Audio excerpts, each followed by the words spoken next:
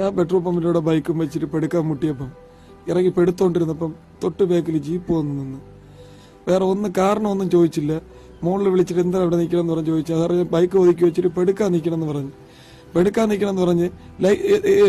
എന്തല്ലോ ബൈക്കിൽ വന്നത്. ഞാൻ ബൈക്കിന് ലൈസൻസ് എവിടെ ലൈസൻസ് എടുക്കാൻ പറഞ്ഞതിന്റെ താമസം 4-5 പോലീസുകാർ ലാത്തിയായിട്ട് കറങ്ങി അടി അങ്ങ് തുടങ്ങി. വേറെ കാരണമൊന്നും പറഞ്ഞില്ല.